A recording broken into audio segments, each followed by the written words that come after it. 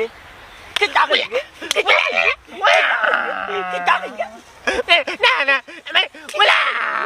কিতা কইলে কপাতর বাচ্চা কপাতর বাচ্চা আমার বাড়ি ঘর নাই নি রে আমার বাড়ি ঘর নাই নি জানার জ্বালা নাইছি আওখানে জান বাচ্চা তোমার খাইলে যাইছো